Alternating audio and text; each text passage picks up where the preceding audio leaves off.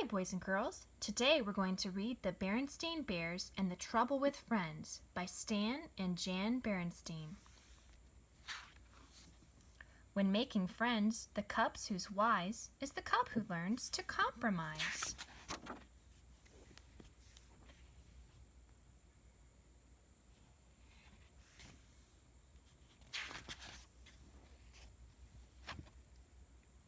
Sister and Brother Bear, who lived with their mama and papa in the big tree house down a sunny dirt road deep in bear country, were not only sister and brother, they were playmates and they got along pretty well, most of the time.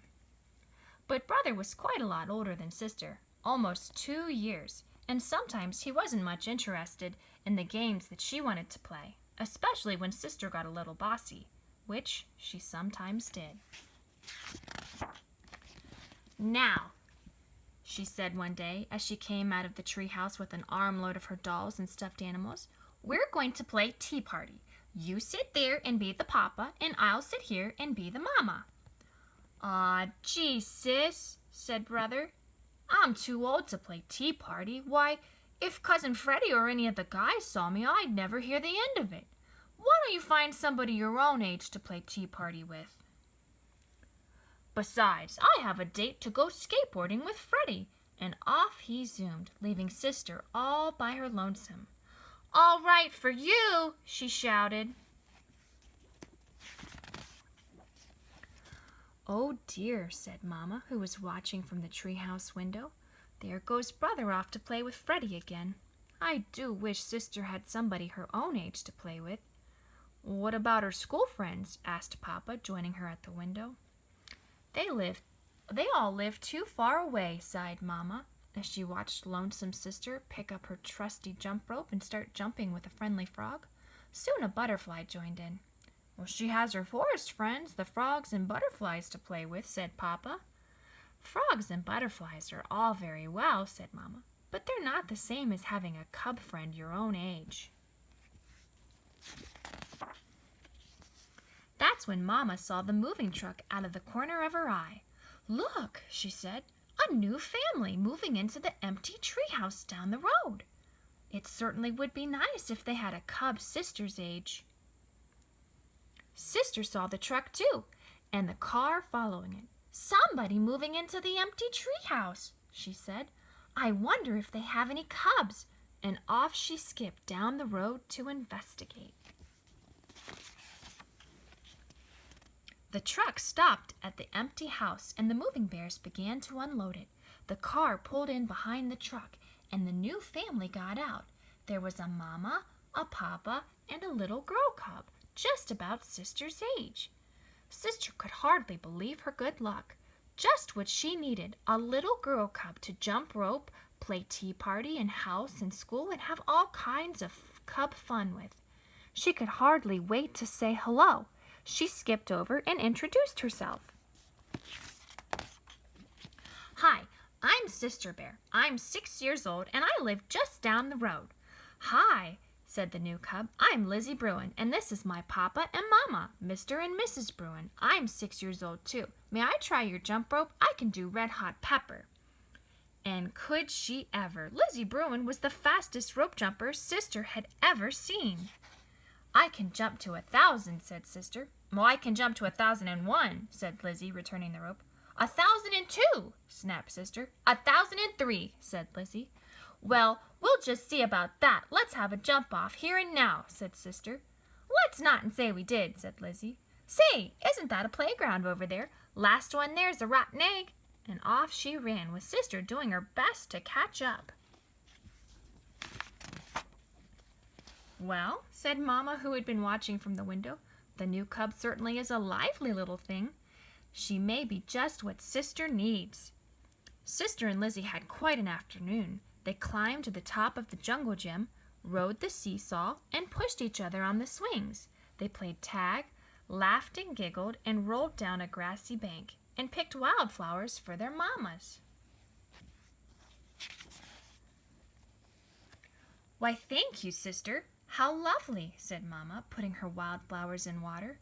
"Well, what's your new friend like?" "Her name is Lizzie. She's 6 years old. She's an only cub. And," sister said. "She's a little bossy." "Oh," said Mama. "Well, you certainly seem to be having fun." "Oh, yes," said Sister. "I had a lot of fun. A little bossy and a little braggy." The next morning, bright and early, the phone rang. It was Sister's new friend, Lizzie. "Want to come over and play school?" asked Lizzie. "Okay," said Sister. "Bring some of your dolls and stuffed animals," added Lizzie, "because mine aren't unpacked yet." So Sister gathered up some of her favorite dolls and stuffed animals and headed for the treehouse down the road. "Come in here," called Lizzie from the garage. "My Mama and Papa are still fixing up and putting away, so we're going to play in here. Who did you bring?" "My best doll and stuffed animals," said Sister. "And this is my special teddy that I've slept with every night since I was a baby." Lizzie had set up the garage like a schoolroom. There were boxes for the pupils to sit on, and there was another desk for the teacher's desk.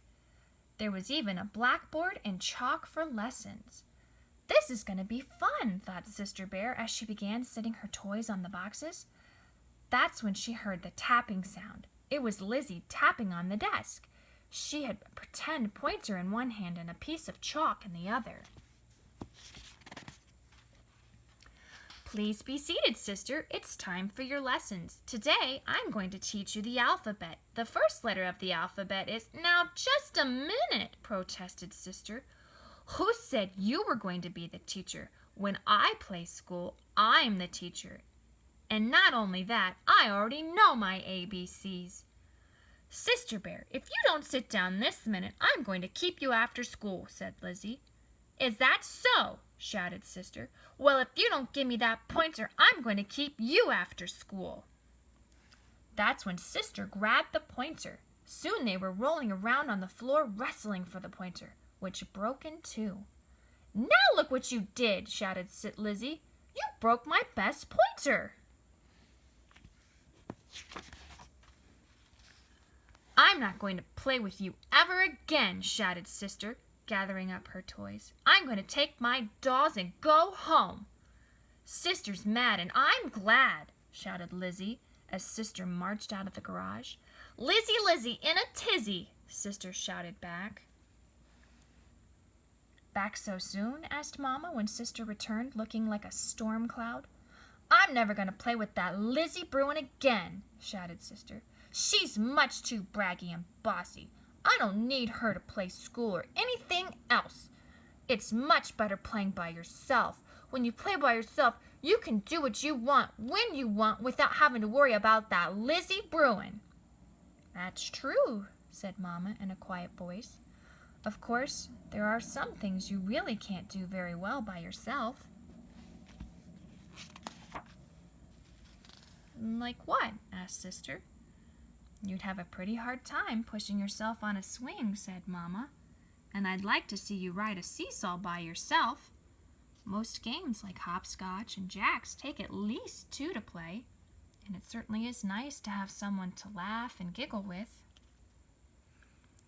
"Maybe so," said Sister, "but Lizzie is much too braggy and bossy. Why does she have to be the teacher when we play school?"